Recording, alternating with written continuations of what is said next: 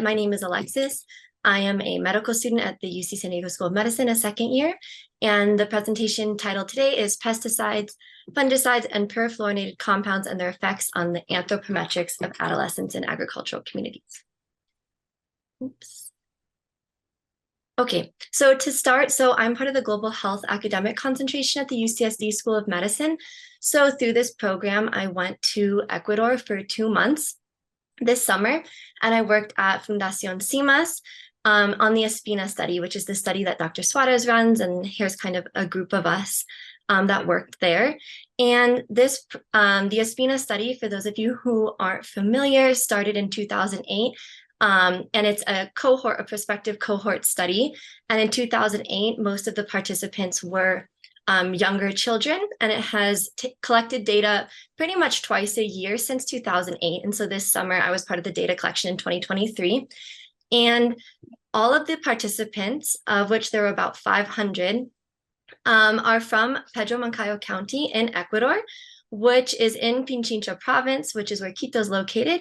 And the reason this province was selected was due to the high rates of floriculture in the region. And so the ESPINA study is really studying how the subclinical exposure to various pesticides and other agrochemicals has affected childhood development throughout their lives. And so Pedro Moncayo County was a perfect area to do that because there is so much floriculture exposure to the children living there. And so the green areas here show where there is floriculture in the region, though there probably is more. This is just the known reported. And then the orange areas are where our study participants live, and the purple dots are where we did our data collection. So that's a little brief overview of the ESPINA study. And so there's a lot of factors to the ESPINA study. My specific presentation to you today is focused on, do these subclinical levels of specifically PFAS, herbicides, and fungicides throughout childhood affect the outcomes of BMI for age and height for age Z-scores? So for some quick background, there has already been research in this area specifically regarding the 4 chemicals that I will be talking to you about. And so just for some background, for prenatal PFAS exposure has been shown to be obesogenic in some studies. However, postnatal exposure, which is what we're focusing on, has had contradicting results. There are a decent amount of papers that show PFAS exposure is obesogenic. However, there are also papers that show that it either has no effect or a negative effect. And this can be due to differing exposure profiles in the papers, various study populations, because these papers are from around the globe, and then varying ways to measure BMI and body adiposity. Another pesticide I'll be talking to you today about is glyphosate. And so glyphosate has been shown to be associated with epigenetic changes that may be obesogenic, but this has little supportive evidence. But it has been shown to be toxic to renal and reproductive systems. And then lastly is ethylene thiourea, which is a metabolite of ethylene bis-dithiocarbamates, which are fungicides. And so both as a metabolite and then the fungicides itself can have an effect on the body. And it's a known animal carcinogen. However, it has few studies in humans related to its carcinogenic or obesogenic effects. However, one study actually released this year has shown that it was exposure to these fungicides was correlated with early puberty in under or normal weight children. So that could imply that there is some endocrine disruption going on. But it all shows that there is need for more research.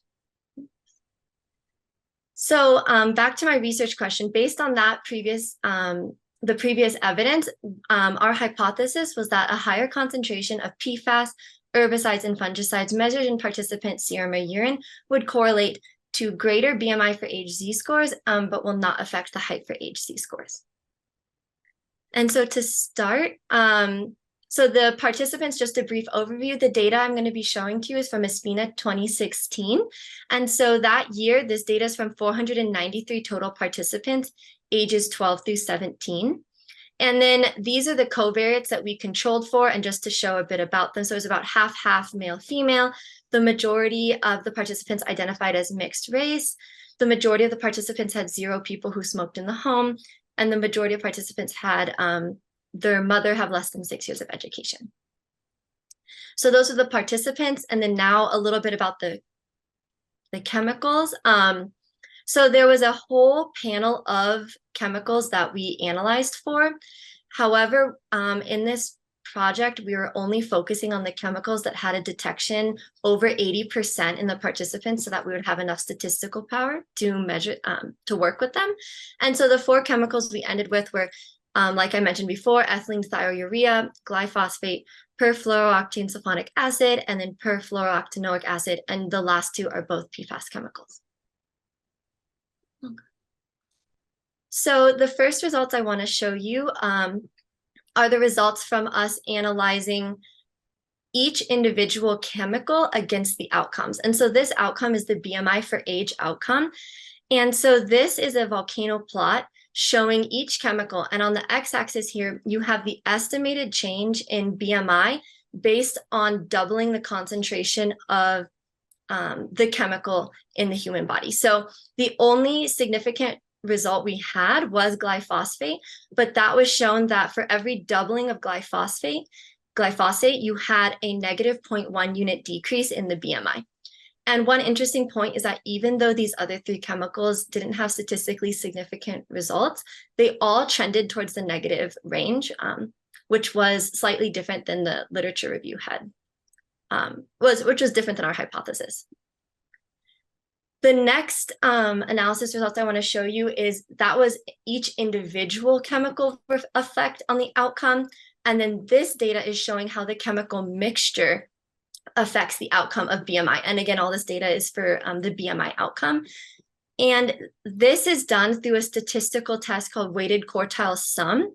And so that is a statistical method where you can quantify the level of a mixture and then deduce which parts of the mixture had the greatest effects on the outcome. And so this graph is a scatter plot with on the x-axis being the weighted quartile sum index. And this is a number given to each participant that quantifies the level of mixture in their body. And then on the y-axis, you have the BMI for age z-score. So you can see that this is a significant negative correlation. And I guess I forgot to write this on the slide, but the result was that for every 10% increase in the chemical mixture, you have a negative 0.1 BMI unit decrease. And then over here, you have a box plot of the different contributions of each of the 4 chemicals. So you can see that glyphosate and ethylene thiourea were the majority contributors with about 34% and 30% respectively, and the PFAS chemicals not contributing as much. And so I know that was brief, but in conclusion, I wanted to make the point that it's important to study these chemicals both individually and in mixtures, because as you can see for glyphosate, individually, it took a doubling of the concentration to lower the BMI by 0.1 unit. However, the chemical mixture, it only took a 10% increase. And so that was an important point. And then just for a brief overview for the BMI for age outcome, glyphosate had a significant negative association both as an individual chemical and in the mixture. And ethylene thiourea was a majority contributor to the negative association in the chemical mixture. And then I didn't show any data for the height for age outcome due to time and the fact that none of the results were significant. Okay, and then for discussion, we want to do further analysis with the covariates of paternal education and then the anxiety and depression scores that we have.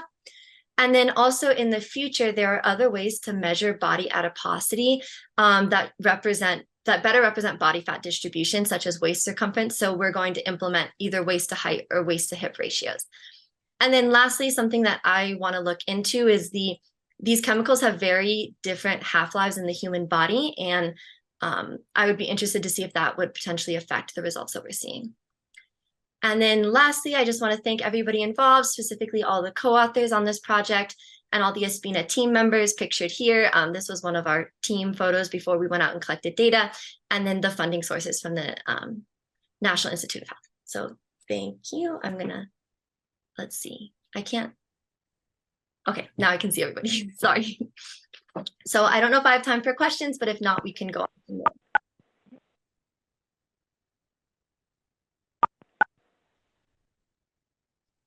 Yes, was that a question? Yeah. Can you hear us? Now I can. I can, wonderful. Well, thank you so much. Any questions? And a reminder, so this is a practice presentation for the Global Health Area Concentration Research Symposium within the medical school. And so both Alexis and Laura will be presenting that. So any comments? We have about 5 minutes or a little less for questions or comments, constructive comments to the presentation. Yes, sure. I have a question. Are you collecting dietary intake on any of the participants, or would that be possible? From this data, I do not believe we collected dietary intake because this is from 2016, and I don't think that was included in the survey data. However, I'm not 100% sure if that has been included in recent years. Yeah, that's something that we haven't really dived too much into. I mean, it is very complex and this is very time consuming, and we have a lot of different components to it. So we're always struggling with how many questions. Our questionnaires are already 170 questions, and to add a food frequency questionnaire, not to mention that 24-hour recall or something, is a little bit challenging. So we do ask a few questions, not too many, about consumption of produce that may be organic or non-organic, and a couple of other questions down that path, but not too much in detail. So we wish we had more time to do that. I don't know if anybody can hear me, but I would love to ask a question as well. Wonderful. Yes. Yeah, I just wanted to say great and very interesting work. And a lot of the things we've done on toxin exposures, there can be both increase and decrease weight.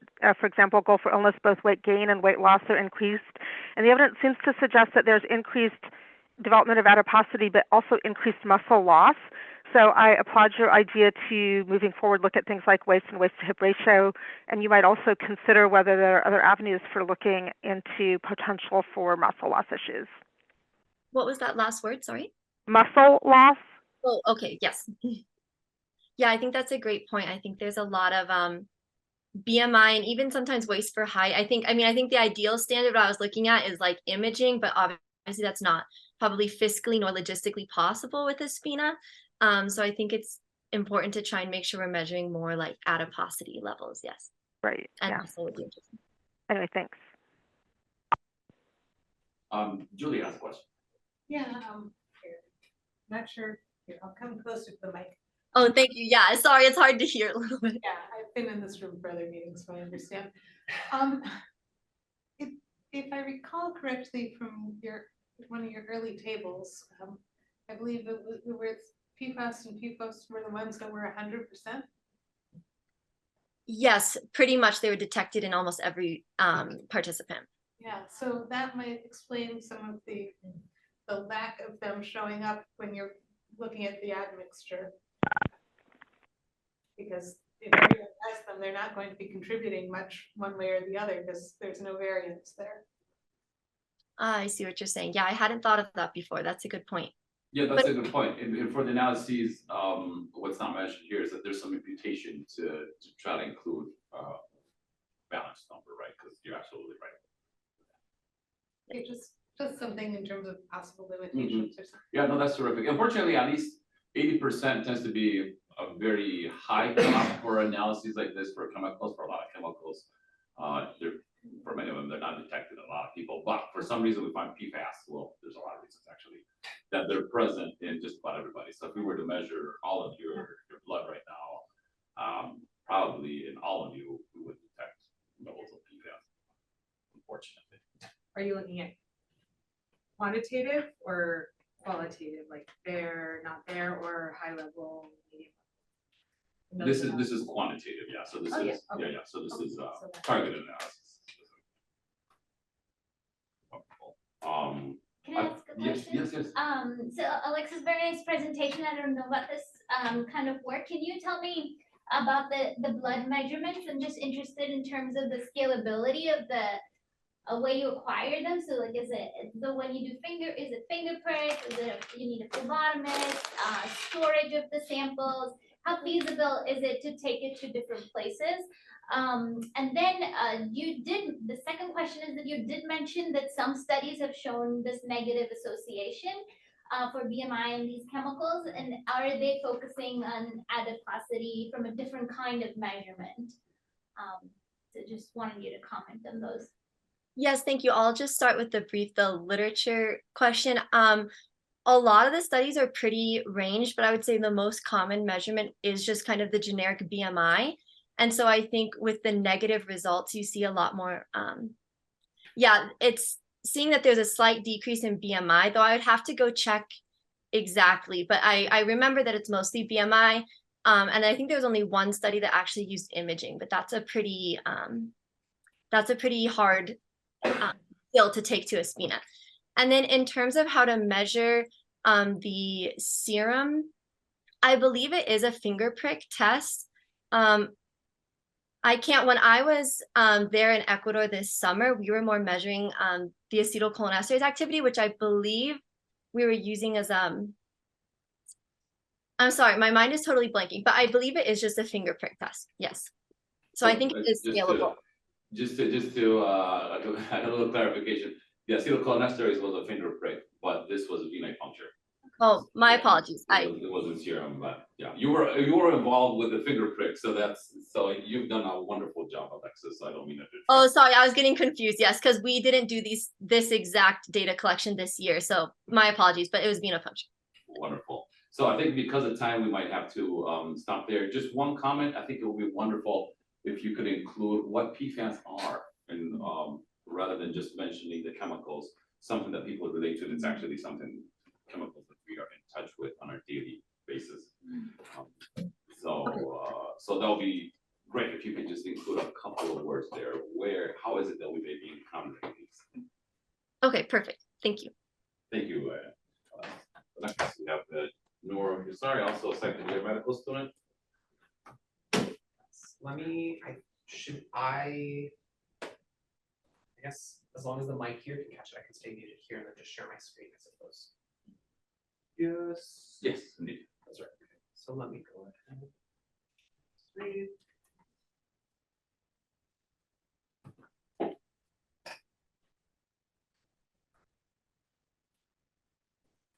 Sound good?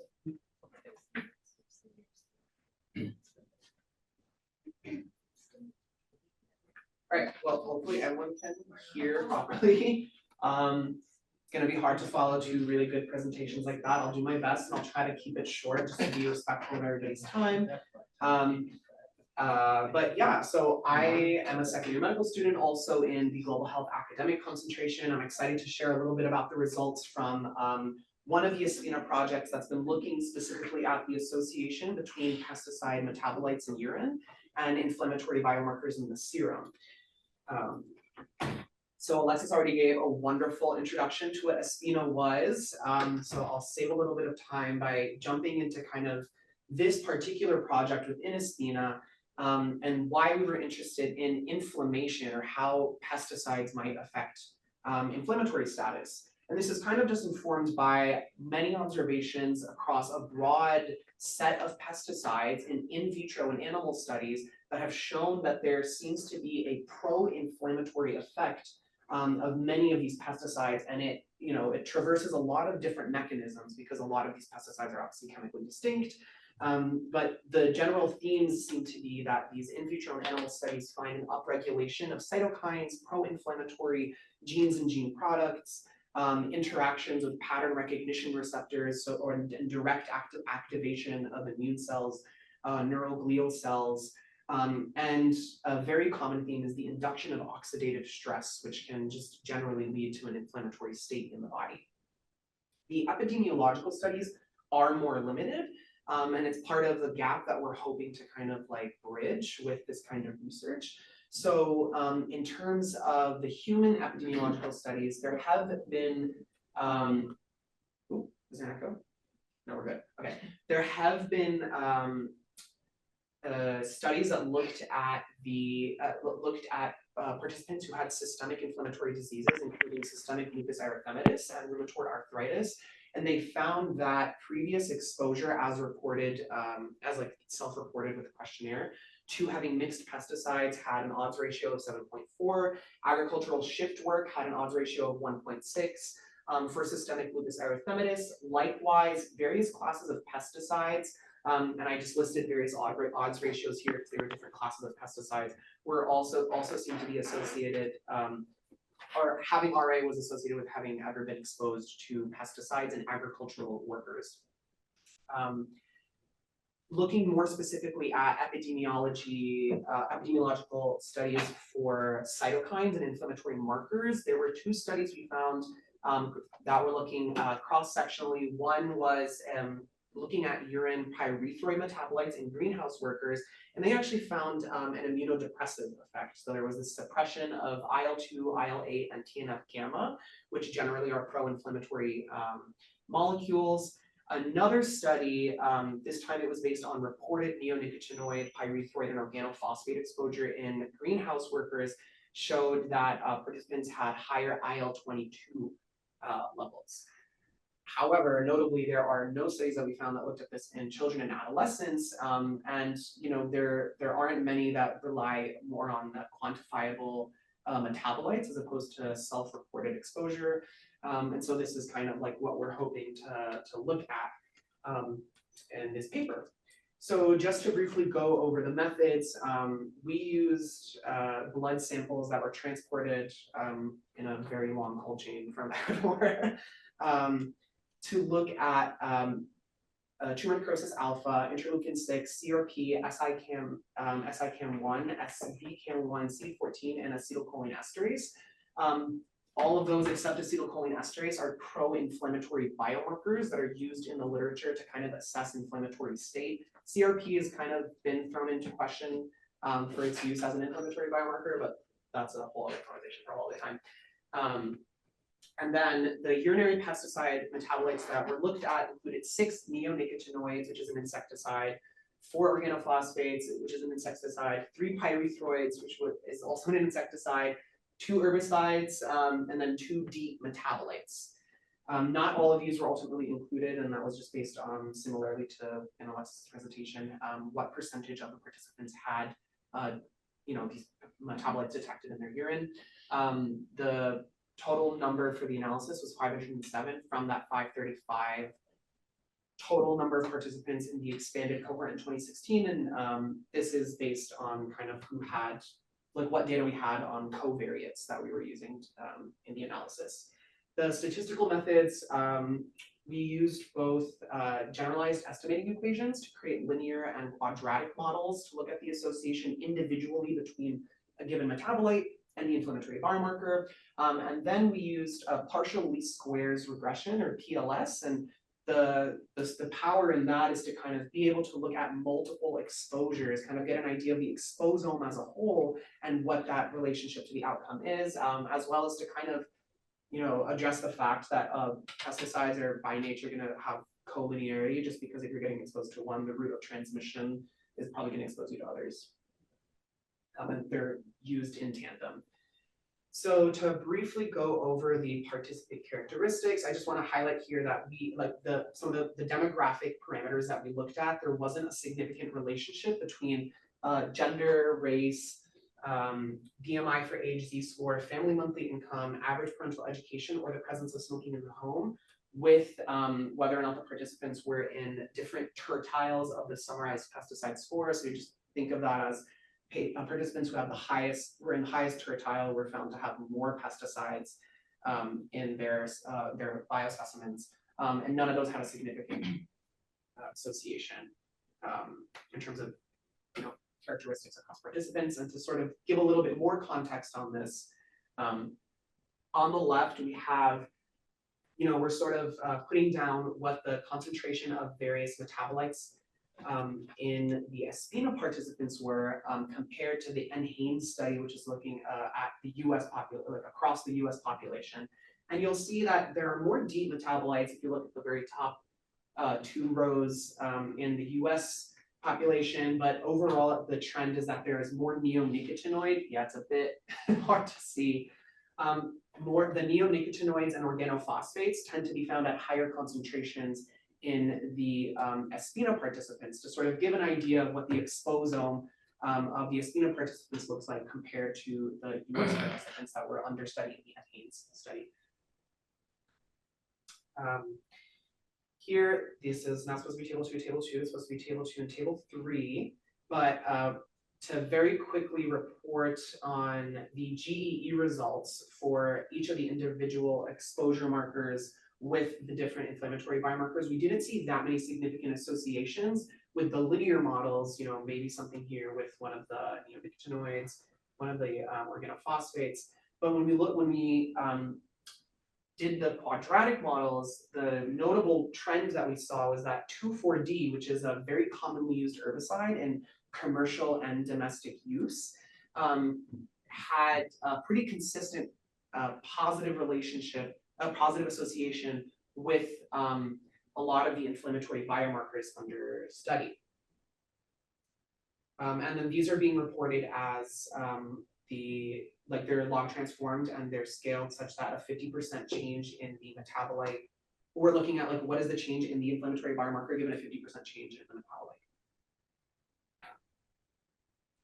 And so these results are also really interesting because using PLS, we're able to again sort of look at whether there's a cumulative and synergistic effect of multiple pesticide exposures on the inflammatory biomarkers under study. And what we found is that 5 out of 7 of the inflammatory markers positively associated with the composite pesticide variable, and one of them, namely CRP, negatively associated with the composite pesticide variable. But overall, the trend was basically that you're seeing more of these inflammatory biomarkers given more of this total exposure to pesticides. And what's being reported here in this table is this top number is the beta coefficient. And so it's given a unit increase in the composite variable, what is the unit increase in the inflammatory marker? And because of statistics and math that I won't get into because I don't really think I can, but we only went with the first composite because we didn't really see much of a change in the total R squared. And so this is kind of a visualization of what we were just seeing. And so you'll see that overall there is this positive trend with a lot of these inflammatory biomarkers.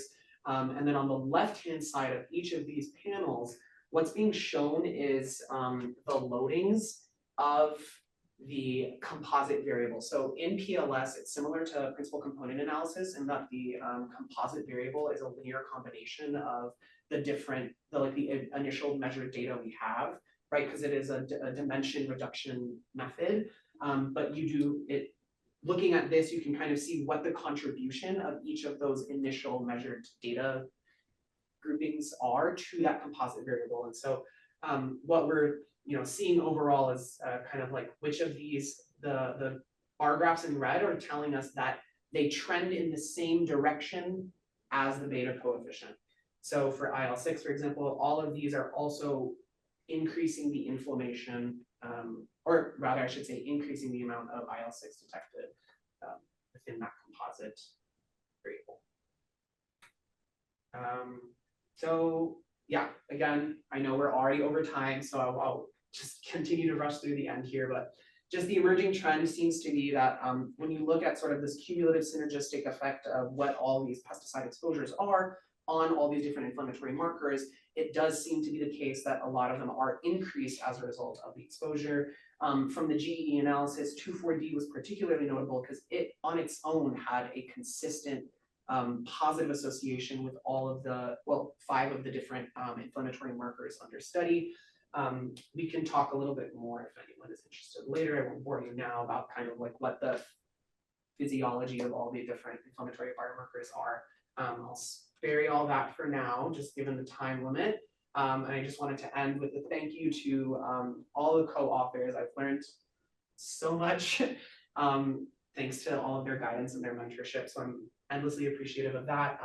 And also special acknowledgements to everyone else who, including the funders who were able to make my participation in this project possible. But thank you for your attention, even though I went over time.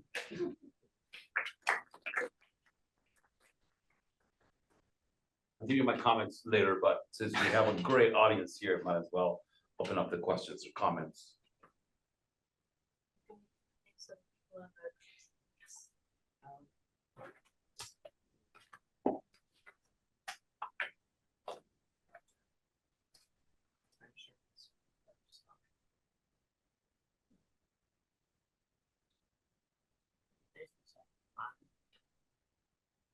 Alright, ask one, a quick question?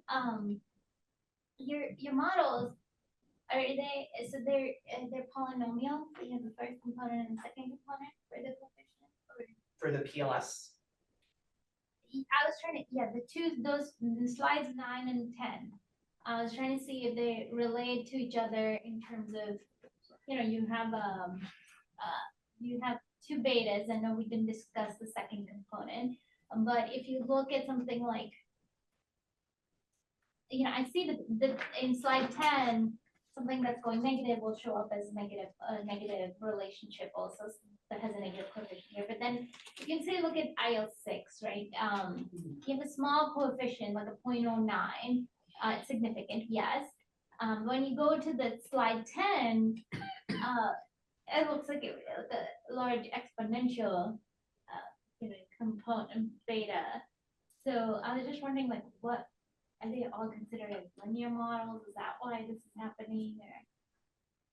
Or I'll try to give an explanation, and maybe Dr. Suarez can correct me if this is wrong, but I think this might just be related to what we were discussing last time, that each of these data points is an individual data point. It's kind of like the bins within the ranks.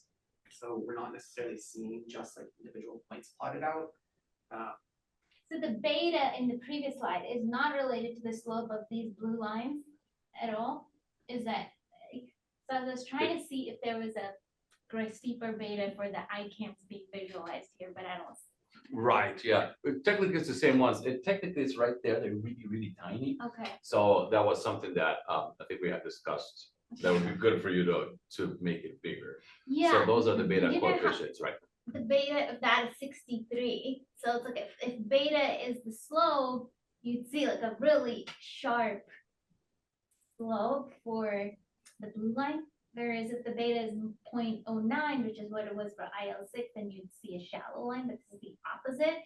So I was just trying to wrap my head around. I think it's because of the units too on the y-axis. They're very different units. So okay, while the other ones were in the thousands, this one is -1 to 3. So it really varies Okay. in that sense. But I think your observation is interesting in looking at the shape of that association, right?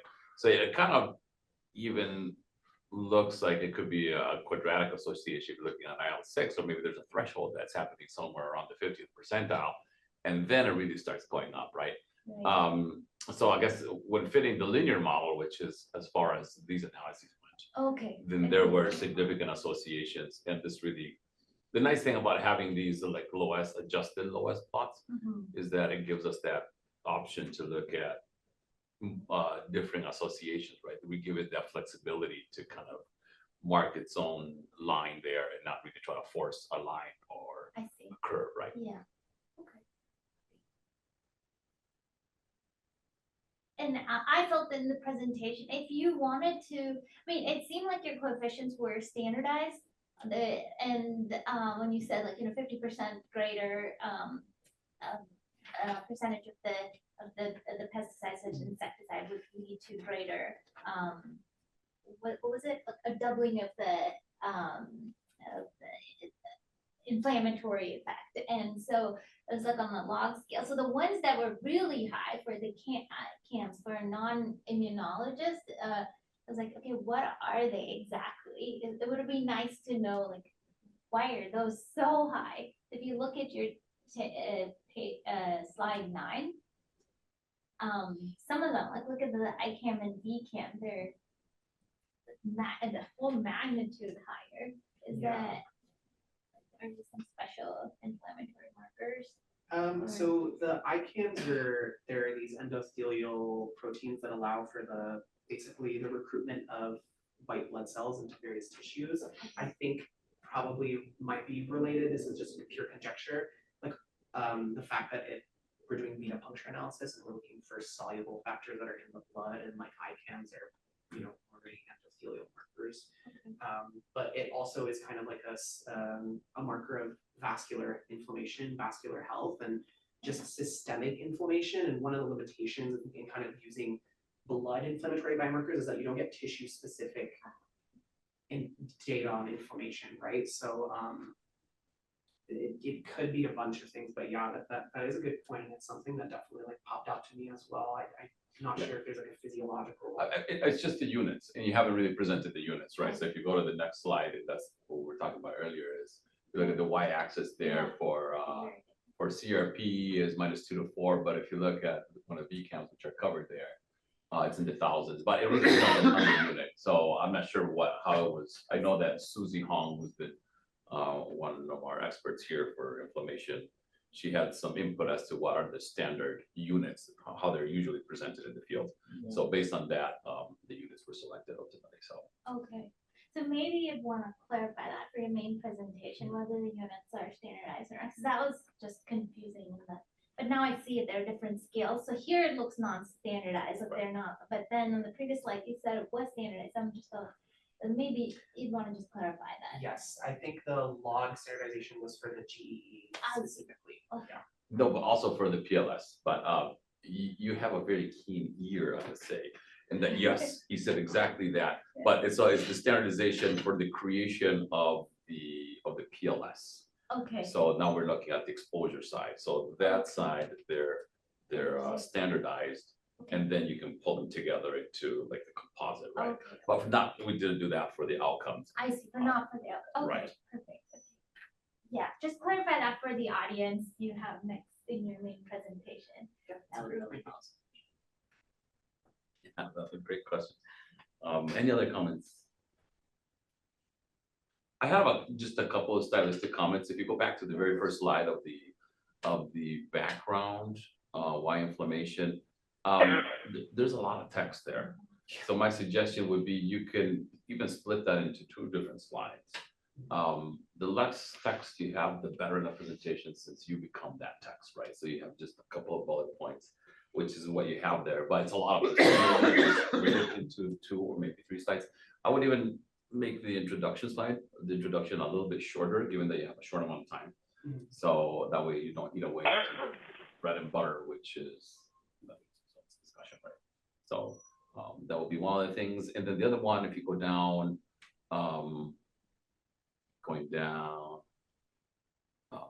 just a couple more slides. And here, just to also wrap up, and thank you everybody for staying here. I know I said until 1:15, but now we're a little over time. But thank you for staying here with us a couple minutes. Maybe we should talk a little bit about this one, the previous slide especially. So I think this could be simplified a lot more, so you can make that comparison between our study versus in Hames. So there's something that you can really simplify this a lot more to make your point. And for the previous slide, you can just make the font size bigger. It's pretty small, but we'll touch base. I have some other more comments, but I think it looks good. You're getting your point across. Just a little polishing here. Yeah. Slide 8. Are those separate analyses? In terms of like one. So for each association that you point out, that's a separate analysis that you conducted, or was this from one model? It seems like you've got multiple comparisons here. Some of them you're going to find to be statistically significant on the basis of chance alone. So you either adjust for, have a correction for all the comparisons you did, which alters the, criterion p-value that you use, or you note that some of these could have been detected by chance alone. Yeah, I'm not sure I understand your question in terms of like, is the. So when you take CD14, and compare it to exposure marker, 24D, is that analysis separate from the CD14 and the you'll have to excuse my poor eyesight, glyphosate, yeah, Yes, yeah, It is- looking at them, separately. yes. Okay, so some of these that you've highlighted in yellow could have been due to chance, for every 20 comparisons, one's gonna be statistically significant on the basis of chance alone. Yeah, yeah. So I think that's why we were kind of just like, in looking at the GED results, both for the linear associations and then the quadratic models, it really only seemed like 2,4-D had this consistent relationship with increased levels of the inflammatory biomarkers, but I agree, it kind of doesn't seem like there's otherwise a general trend when looking at individual metabolites, but pooling the effects together, so to speak, with the PLS seemed to suggest that there were more of these positive associations. Okay. Yeah, no, that's a great point. And you kind of made that point too, when talking about table 2, that we didn't really see associations. Those two are there, but to me, they just look by chance, right? Just for the sheer number of all the different models that I ran. Yeah. So, yeah, so And also definitely to include. in the Well, data. as you say, I would probably have more confidence in the association with 2,4-D than say MDA and SAA, for example. That really does kind of stand out. Yeah, and that's something that the more that we study 2,4-D, the more we're seeing a lot of bad stuff. This is an herbicide that's very, very commonly used. And for neurocognitive, that's what was associated with alterations in all of the domains of science. Just published last month.